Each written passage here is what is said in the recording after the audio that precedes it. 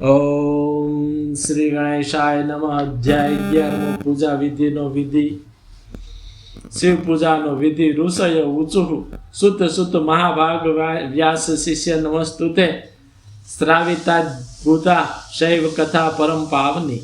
ઋષિ બોલ્યા, હે મહાભાગ્યશાળી સુત, હે વ્યાસના શિષ્ય સુત, આપને નમસ્કાર હો. આપે આજે પરમ પવિત્ર કાર્ય અદ્ભુત શિવ કથા અમને સંભળાવી છે. તેમાં મહાદિવ્ય પવિત્ર અને અદ્ભુત લિંગની ઉત્પત્તિ અમે સાંભળી, જેના પ્રભાવને સાંભળી આ લોકમાં દુઃખનો નાશ થાય છે.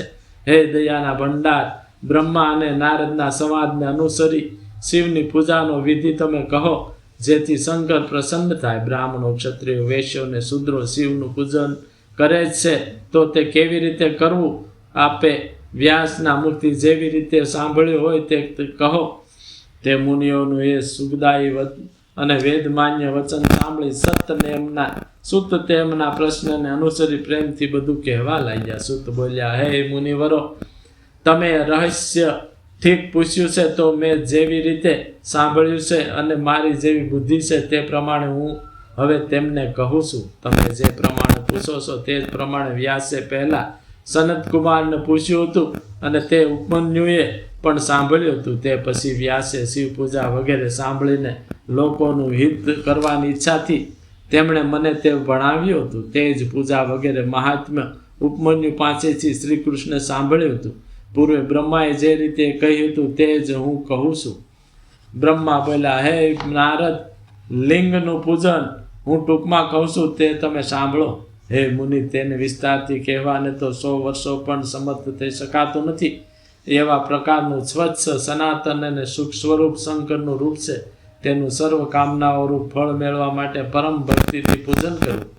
જ્યાં સુધી શિવ પૂજન કરાતું નથી ત્યાં સુધી ગરીબાઈ, રોગોના દુઃખ, પીડા અને શત્રુઓની ઉત્પત્તિ એ 4 પ્રકારના પાપ પ્રકટ થાય છે. મહાદેવનું સારી રીતે પૂજન થતાં જ દરેક દુઃખ નાશ પામે છે, સંપૂર્ણ સુખ થાય છે અને છેવટે મુક્તિ મેળવાય છે. મનુષ્ય જન્મ મેળવી મુખ્ય સુખ સંતાનથી થાય છે, માટે સર્વ કાર્યરૂપ અર્થની સિદ્ધિ કરનાર મહાદેવને પૂજવા જોઈએ. બ્રાહ્મણો, ક્ષત્રિયો, વૈશ્યો અને શૂદ્રોએ અનુક્રમે સર્વ કામના રૂપી અર્થની સિદ્ધિ માટે વિધિ પ્રમાણે શિવની પૂજા કરવી. હે મુનિ, પ્રાતઃકાળે બ્રાહ્મ મુહૂર્તમાં ઉઠી ગુરુ અને મહાદેવનું સ્મરણ કરીને પછી તીર્થોનું, વિષ્ણુનું, બ્રહ્માનું, દેવોનું અને મુનિઓ વગેરેનું સ્મરણ કરી તેમનું ધ્યાન કરવું. તે પછી શિવના નામનું સ્તોત્ર વિધિપૂર્વક ભણવું. પછી ઉઠીને દક્ષિણ દિશામાં મળનો ત્યાગ કરવો. હે મુનિ, મળ ત્યાગનો વિધિ એકાંતમાં કરવો જોઈએ. માટે મેં જે સાંભળ્યું છે તે જ હમણાં હું કહું છું. તેને મન એકાગ્ર કરી તમે સાંભળો. મળ ત્યાગ કર્યા પછી બ્રાહ્મણે શુદ્ધિ માટે 5 વાર, ક્ષત્રિય 4 વાર, વૈશ્ય 3 વાર અને શૂદ્રે 2 વાર માટી લઈ ગુદા અને લિંગ પર કાળજીથી શુદ્ધિ કરવી.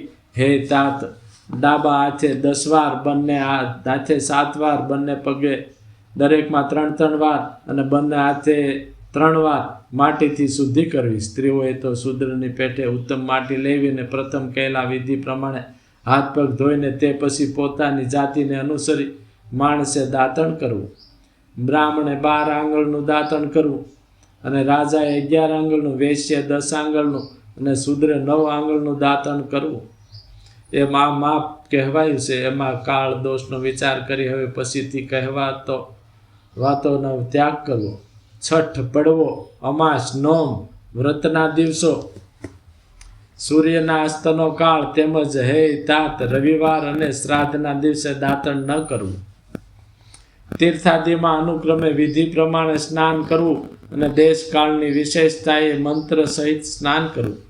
નાહીને પ્રથમ આચમન કરી ધોયેલા વસ્ત્રો પહેરવા અને પછી સારા એકાંત સ્થાનમાં બેસી સંધ્યાનો વિધિ કરવો. એ વિધિ યથાયોગ્ય કર્યા પછી મનને સ્થિર કરી દેવ મંદિરમાં પ્રવેશ કરી પૂજા વિધિ શરૂ કરો.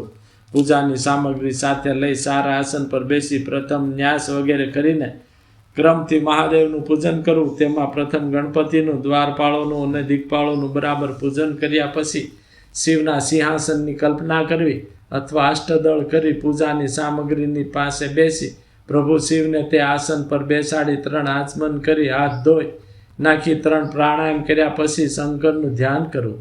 જેને 5 મુખ અને 10 હાથ છે, જેમનો વર્ણ શુદ્ધ સ્ફટિકના જેવો છે, જેમણે સર્વ અલંકારો ધારણ કર્યા છે અને જેમણે વ્યાઘ ચર્મ પહેર્યું છે તેવા તે મહાદેવની સાથે પોતાની એકતા રૂપનું હંમેશા સ્મરણ કરીને મનુષ્ય પાપને બાળી નાખે છે. એમ ધ્યાન કર્યા પછી મહાદેવને આસન પરથી ઉઠાડી તેમનું પૂજન કરવું. દેહ શુદ્ધિ કર્યા પછી પ્રણવ એ મૂળ મંત્રનો અનુક્રમે ન્યાસ કરવો. બધામાં પ્રણવથી જ સળંગ ન્યાસ કરવો.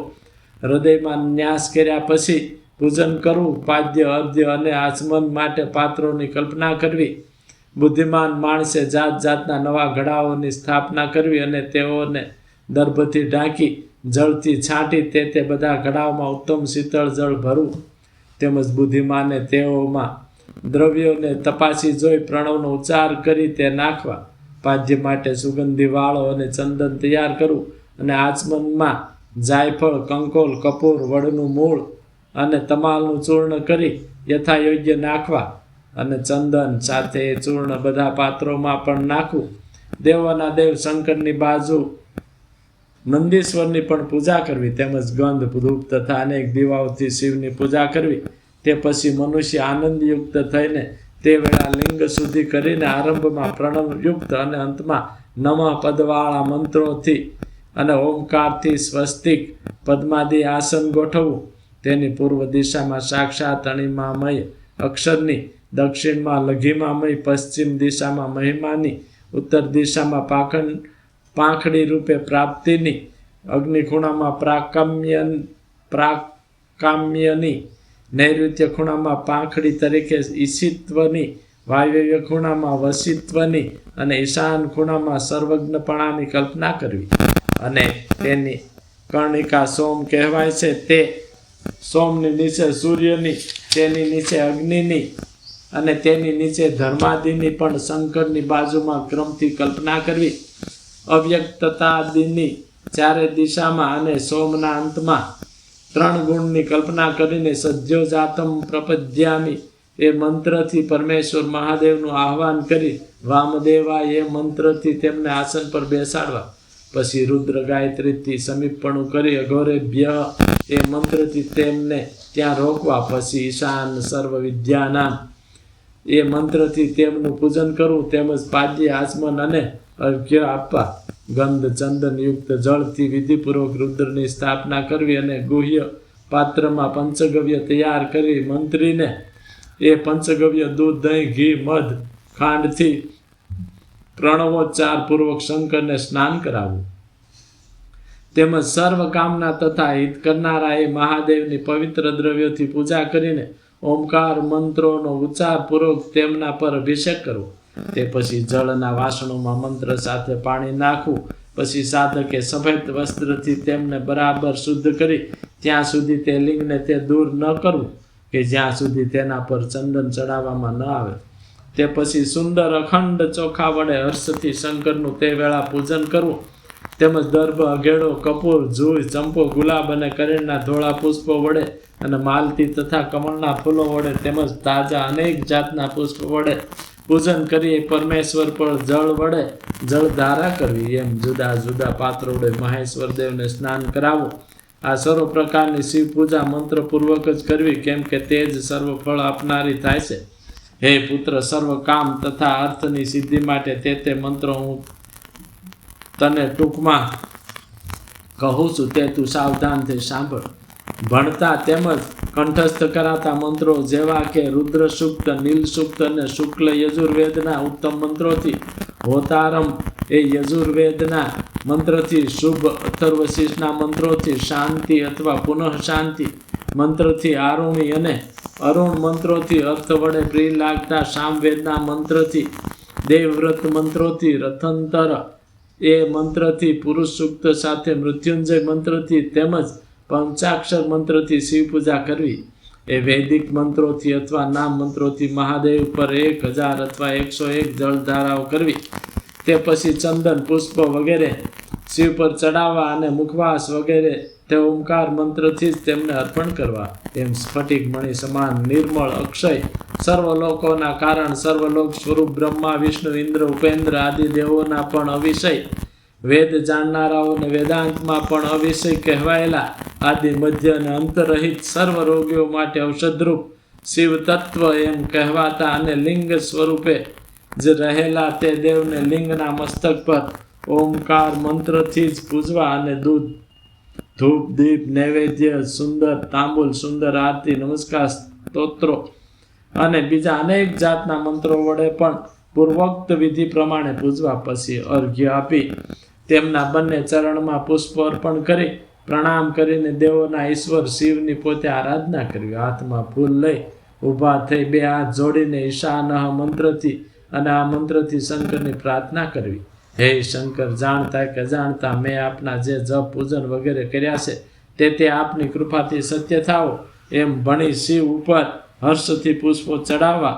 તે પછી સ્વસ્તિ વાચન કરી તેમના અનેક આશીર્વાદ લેવા. પછી શિવની ઉપર માર્જન કરવું અને ફરી નમસ્કાર કરી અપરાધની ક્ષમા કરી આચમન માટે અઘોર મંત્રોનો ઉચ્ચાર કરી નમસ્કાર કરવાને તે વેળા સંપૂર્ણ ભાવયુક્ત થઈ ફરી શંકરની પ્રાર્થના કરવી. જન્મે જન્મે શિવમાં મારી ભક્તિ હો, શિવમાં ભક્તિ હો, શિવમાં ભક્તિ હો. મારે બીજું કોઈ શરણ નથી, કેવળ તમે જ મારું શરણ છો એમ પ્રાર્થના કર્યા પછી સર્વ સિદ્ધિ આપનાર મહાદેવની પરમ ભક્તિથી ગળાના નાદ વડે ખાસ પૂજા કરવી. પછી કુટુંબ પરિવાર સાથે નમસ્કાર કરી અતુલ આનંદ મેળવી સુખપૂર્વક બીજા કાર્ય કરવા. એ રીતે શિવ ભક્તિમાં તત્પર થઈ જે માણસ નિત્ય પૂજન કરે છે તેને પગલે પગલે સર્વસિદ્ધિ થાય છે. તે મધુર વાણી વાળો થાય છે, તેના મનનું ઈચ્છિત ફળ અવશ્ય પ્રાપ્ત થાય છે. તેમજ રોગ દુઃખ શોક ઉદ્વેગ બનાવટી કામણ વગેરે અને ઝેર વગેરે જે દુઃખો પ્રાપ્ત થયા હોય તેનું કલ્યાણ કરનાર પરમ શિવ અવશ્ય નાશ કરે છે. તેનું કલ્યાણ થાય છે. અને જેમ શુક્લ પક્ષમાં ચંદ્ર વધે છે તેમ શંકરના પૂજનથી તે ભક્તના સદગુણો વધે છે. હે મુનીશ્વર, એ પ્રમાણે શંકરની પૂજાનો વિધિ તમને કહ્યો. હવે હે નારદ, તમે શું સાંભળવા ઈચ્છો છો અને શું પૂછો છો? ઇતિ પૂજા વિધિ શંભો પ્રોક્તુસ્તુ મુનિષત્તમ અતઃ પરમ ચ શુશ્રુહુ કિમ પ્રષ્ટાસી ચ નારદ. ઇતિ શ્રી શિવ મહાપુરાણમાં બીજી રુદ્ર સંહિતામાં પ્રથમ ખંડમાં સૃષ્ટિના ઉપાખ્યાનમાં શિવ પૂજન વિધિનું વર્ણન નામનો 11મો અધ્યાય સમાપ્ત. બોલ મહાદેવની જય.